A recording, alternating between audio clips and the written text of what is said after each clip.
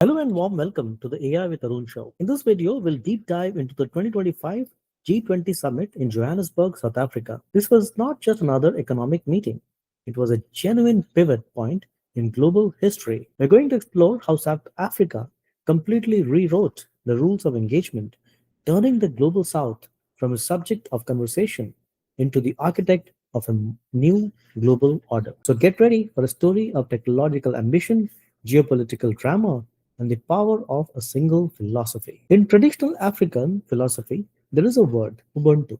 It means I am because we are. It speaks of the fundamental interconnectedness of humanity.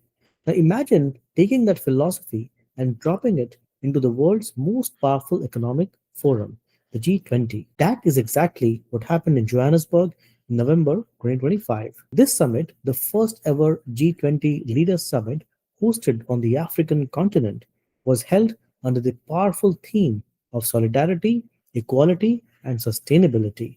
This was not just a feel good phrase, it was a mandate.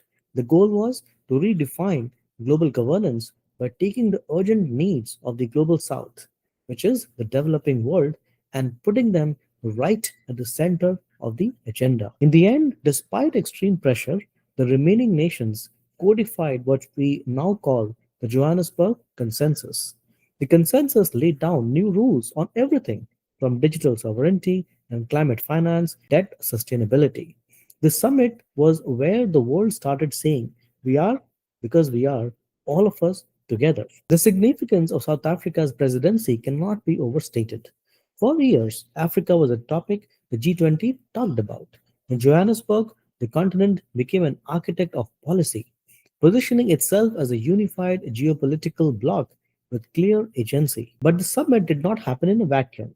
It unfolded against intense geopolitical fracture. The context was dominated by the antagonistic stance the incoming US administration. For the first time, a G20 leader, President Donald Trump, instigated an aggressive diplomatic boycott. This was not just a no show, it was accompanied by tangible economic coercion. The US imposed massive 30% tariffs on key South African exports. Even worse, they withdrew a critical $1 billion commitment to South Africa's Just Energy Transition Partnership. JET, the goal was simple to deny the summit a consensus declaration and make it fail. Yet, here is the triumph. In a stunning display of institutional maturity, the remaining G19 members adopted the leaders' declaration on the first. This was a powerful signal. The G20 could function effectively even without its most powerful member. The handover of the presidency to the US afterward was a cold handover, stripped of ceremony, setting up the stage for a tumultuous 2026. The world saw resistance and the world saw resilience. If the geopolitical story was one of resistance, the functional story was one of technological transformation. For years, development goals focused on digital inclusion, simply getting people online. The Johannesburg Consensus marks a fundamental pivot to digital sovereignty. Now, this is a complex but crucial idea. It means that African nations must control the means of digital production. That includes the computing power, the data, and the algorithms used to run their economies. So, why is this so important? Because policymakers argue that the current system leads to algorithmic colonialism. Think about it. African users generate raw data. That data is processed in Silicon Valley or Beijing. And then the finished AI products are sold back to African countries, creating a massive dependency. The flagship outcomes to break the cycle is AI for Africa initiative. This is not aid, it's an industrial policy designed to cultivate sovereign technological capabilities right on the continent. To achieve sovereign AI, the initiative established three core pillars. The first is sovereign infrastructure, owning the physical computing layer within national borders. Currently, Africa has minimal capacity to train complex AI models. So the G20 endorsed financing the building of high performance computing HPC clusters across the continent. High performance computing clusters are essentially massive supercomputers needed to process huge amounts of data and train sophisticated AI models. Crucially, this initiative is tied to Africa's green energy potential. It involves financing green data centers powered by the continent's abundant renewable resources. We cannot have an AI economy without a stable electron economy. This links directly to a separate project called Mission 300, which aims to connect 300 million Africans to electrify 2030. All these pieces fit together. The power must be there before the computing can be built. The second pillar of sovereign AI is data sovereignty. Today's AI models, built largely on Western and Chinese data, suffer from a severe lack of African representation. This leads to bias. For example, a medical diagnostic tool trained exclusively on European data might miss conditions prevalent in African population. This is why the initiative funds the creation of high quality and representative data sets. This includes digitizing national archives and collecting unique linguistic or health data. The consensus encourages African nations to treat data as a strategic national asset and create data trusts, legal structures that hold data for the public good. The third pillar is talent. To prevent brain drain, where bright African engineers leave for global tech hubs, the initiative funds PhD scholarships, expands university curriculum, and requires multinational corporations to set up R&D centers, not just sales offices in Africa. Finally, the Technology Policy Assistance Facility, the TPAF, was launched. This crucial facility helps developing nations close the governance gap, giving them legal experts to draft custom AI policies and safety laws that fit the local development needs rather than just copying rules from the EU or from China. While AI is the future, digital public infrastructure DPI is the foundation we need right now. DPI is a complex concept, so let's simplify it.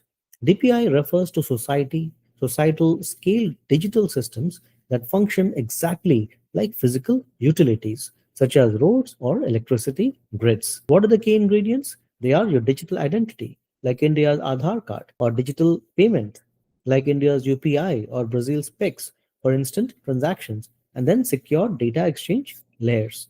The G20 endorsed the view that critical digital infrastructure must be public, it must be open, and accountable, rather than left solely to powerful private monopolies.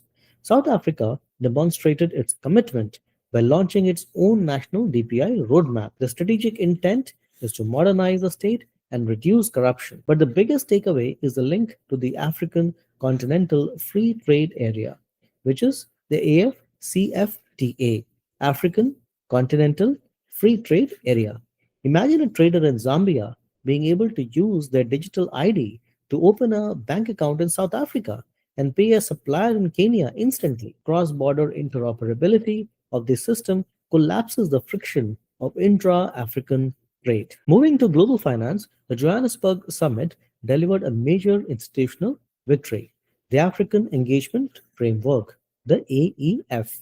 This framework, which runs from 2026 to 2030, is designed to permanently institutionalize Africa's voice in the powerful G20 finance ministers and central bank governors meetings. It goes beyond just having a seat at the table.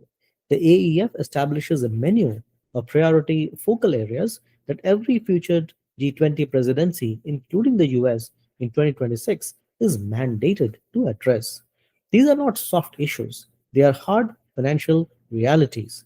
They include tracking and repatriating illicit financial flows, wealth stolen from the continent. They also mandate addressing bias in credit rating reform and solving de risking issues where global banks cut ties with African financial institutions. This framework is designed to be institutional ballast, making it a very difficult to dismantle future progress. Now, this is also about the painful reality of how much money costs in the developing world. South Africa launched the Cost of Capital initiative to address the risk premium charged to African economies. So, what is the risk premium? It means African nations often pay interest rates that are 500 to 800 basis points higher than developed nations, even when their economies are stable. This perception of risk forces them to spend more on debt service than on healthcare or on education. To fight this, a groundbreaking proposal was discussed: the formation of a borrowers club. This would allow the debtor nations to coordinate the strategies, share data, and collectively negotiate fair clauses in loan contracts, giving them much more leverage against the creditors. In addition, the summit pushed towards reforms for multilateral development banks (MDBs) by implementing capital adequacy framework (CAF) recommendations. The G20 estimated that they could unlock an additional $200 billion in lending capacity over the next decade. Finally, the private sector got involved. The B20 track launched the $100 million Digital Inclusion Fund, a blended finance vehicle aimed at de-risking investments in African startups in tech sectors like fintech and edtech. The question for who pays for the climate transition was perhaps the most contentious area. The summit was the first major test of the new collective quantified goal, or NCQG, on climate finance. The breakthrough language in the declaration was the political commitment to scale up finance from billions to trillions. This signals that the world recognizes the massive scale of funding required. However, there was a crucial compromise required to get Western support. The funds must come from all sources: public, private, and philanthropic. While this acknowledges the scale needed, critics argue it absolves developed nations of the sole responsibility to provide public grants, risking reliance on expensive loans. South Africa's own Just Energy Transition Partnership (JETP) was highlighted.